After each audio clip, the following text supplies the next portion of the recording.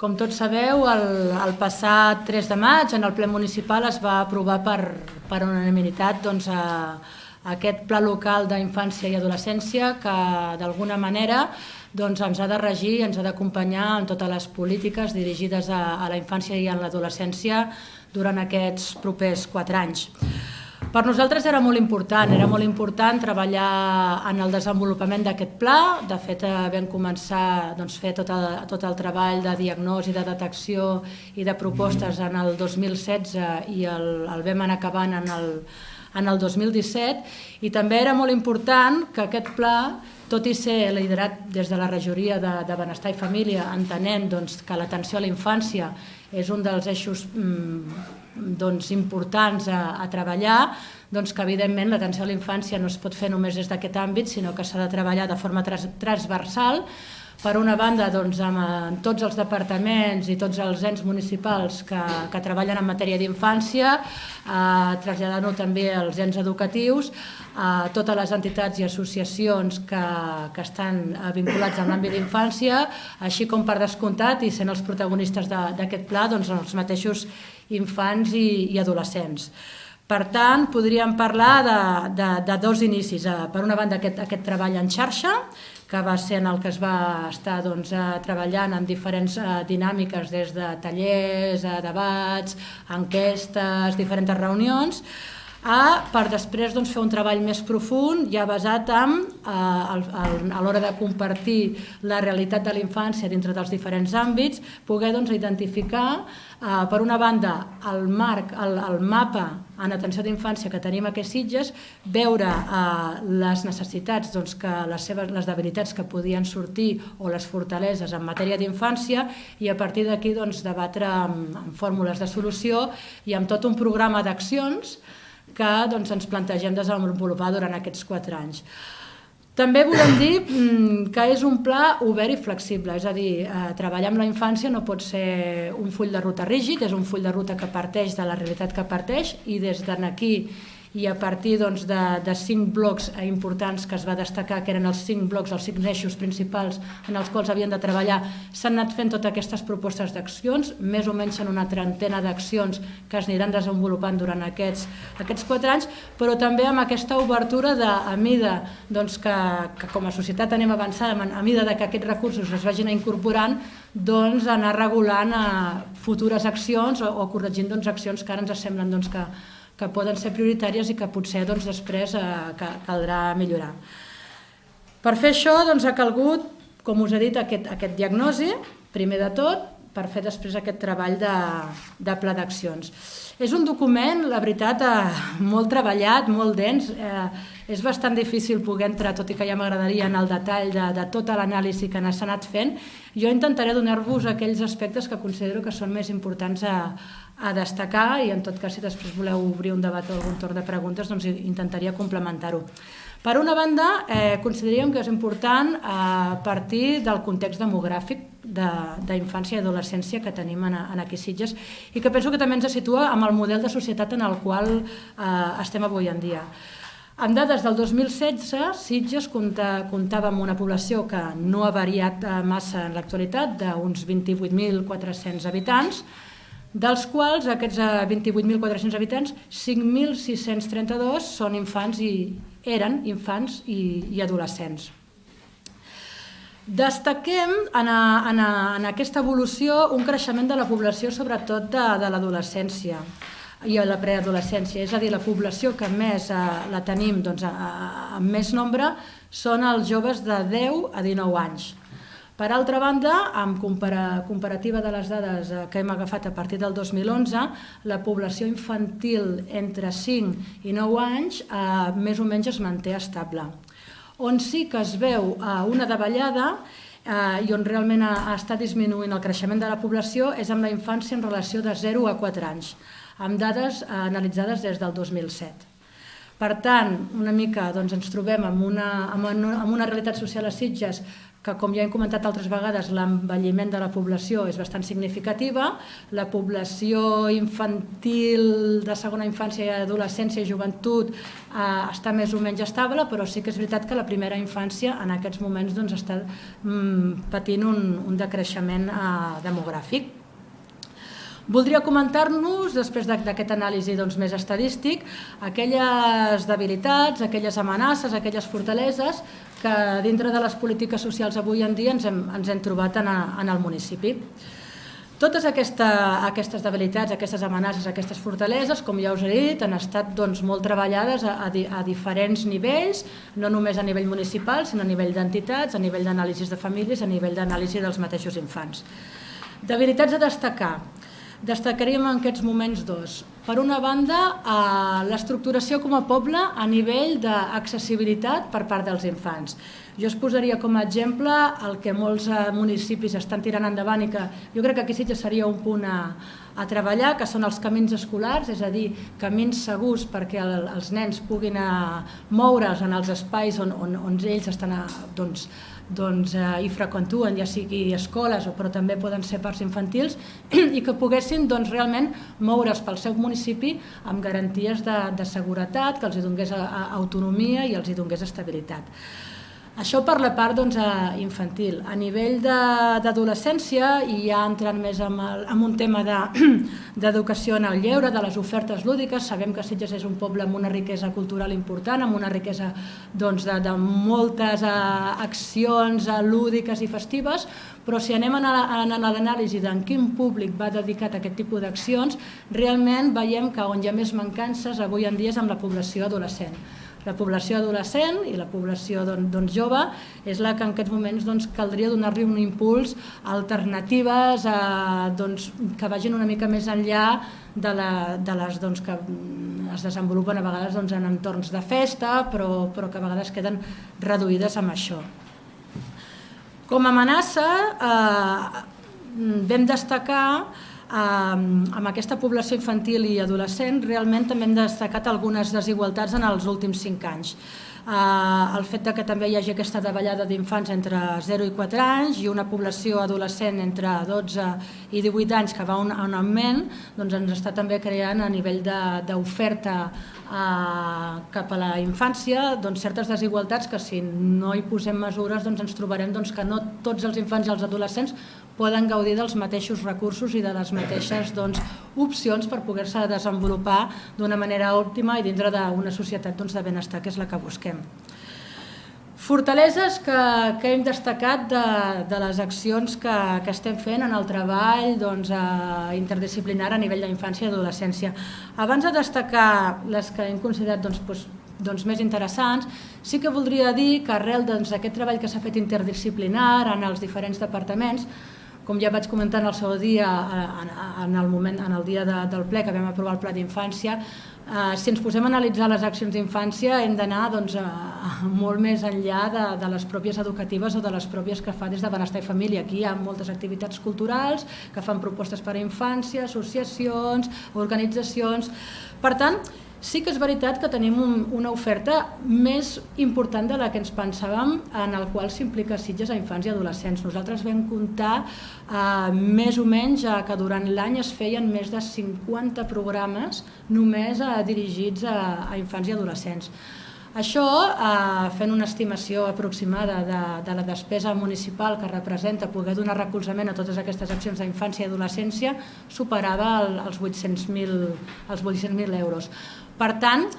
accions se'n fan, però potser arribava el moment, i aquest també era l'objectiu d'aquest Pla d'Infància, d'ordenar aquestes accions, de no fer-les aleatòriament, de no fer-les a vegades sense tenir connexió, a vegades sense una mica partir de la necessitat real. Era important posar aquesta planificació, posar-ho damunt de la taula i veure allà on cal incidir més, allà on potser no cal reforçar més ofertes i una mica poder arribar així a totes les necessitats.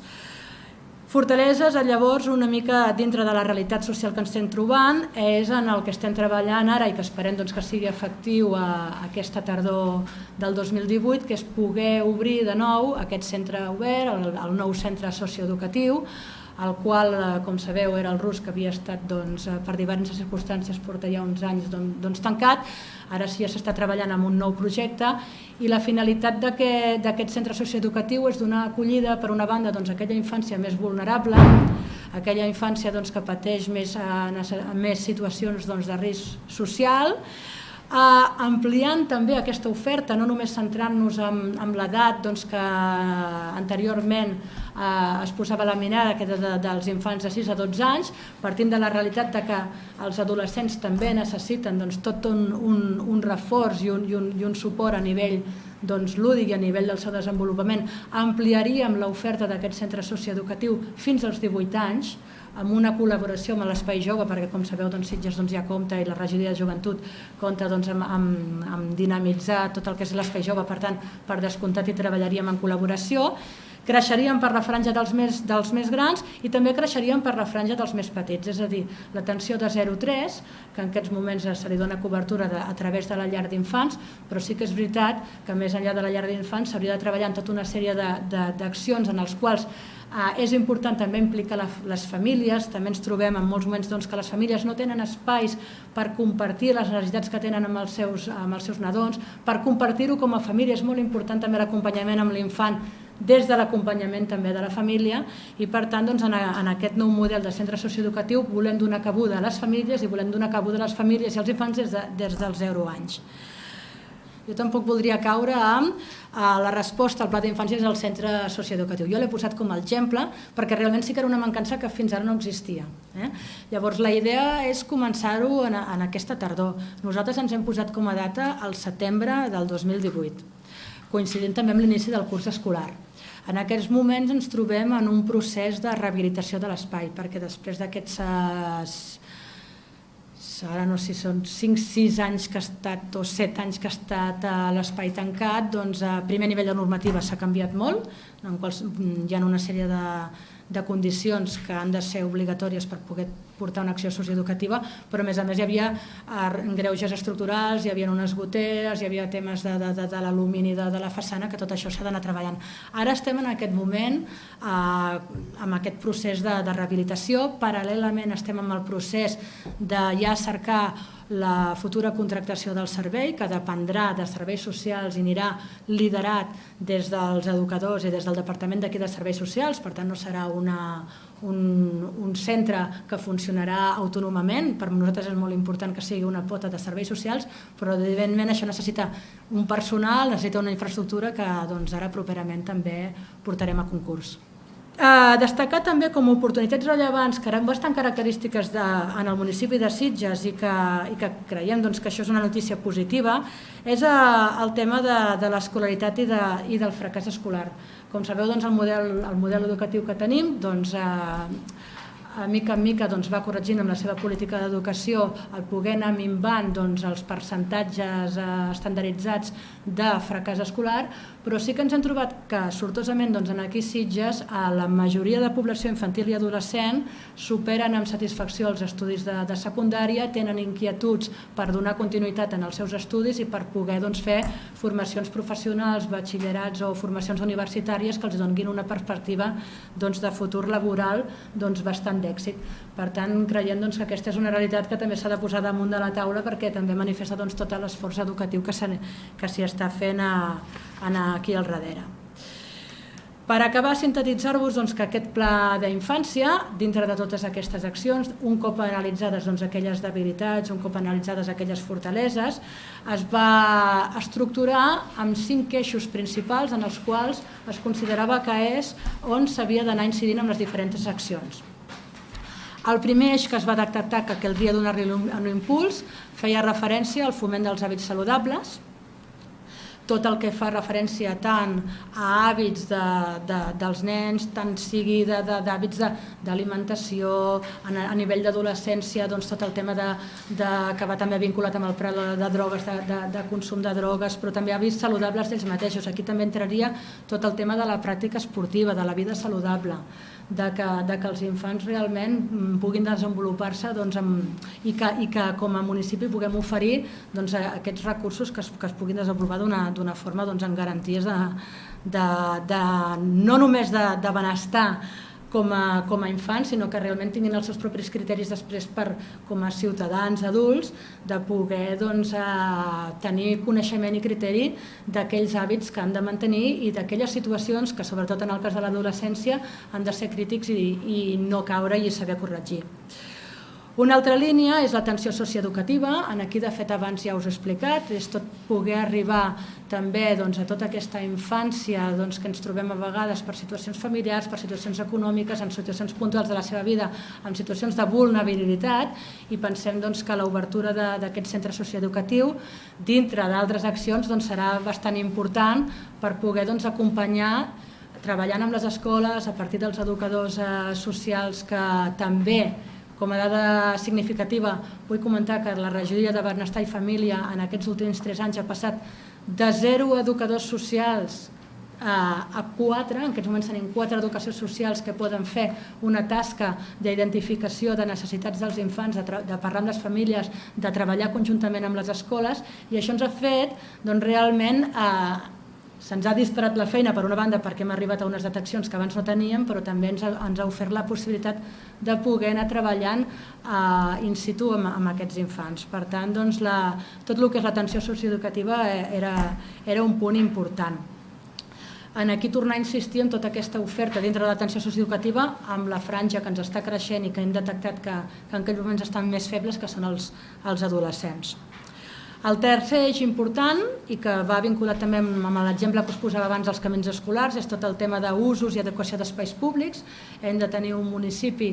que disposi d'espais on la infància i l'adolescència pugui conviure, pugui relacionar-se i pugui tenir el seu espai de lleure. Com sabeu, ja estem amb la col·laboració de Via Pública desenvolupant tot aquest programa de restauració i de construcció de nous parcs infantils. Aquesta és la línia i caldria inclús anar més enllà d'aquesta construcció de parcs infantils, que realment s'hi poguessin fer ofertes d'activitats puntuals que fossin intercanvis familiars, que fossin entorns inclusius, que fossin realment un espai acollidor i de trobada per a aquests infants. El quart eix seria el treball amb les famílies. Abans ja us he destacat que és molt, molt important.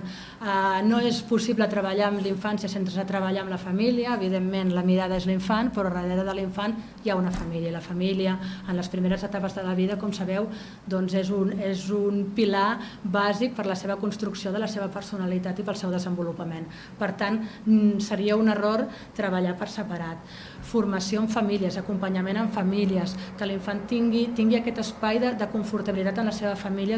són accions que és important no deixar oblidades o no donar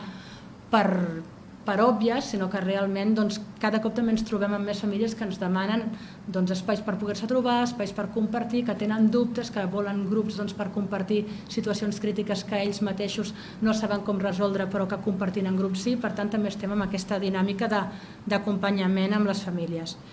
I per últim seria el treball en xarxa i la participació. Aquí, d'entrada, s'ha creat un grup de coordinació amb diferents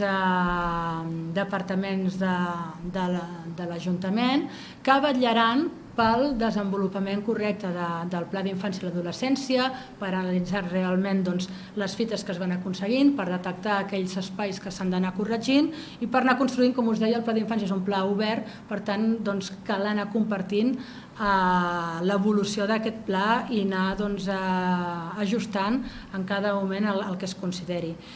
I això no es pot fer sense els infants, per tant, per nosaltres també serà molt important. Abans no us he donat aquest detall, però en aquest pla d'infància s'ha fet una enquesta també a més de 400 infants de la vila entre 10 i 14 anys, en els quals també hem pogut fer un recull interessant de les necessitats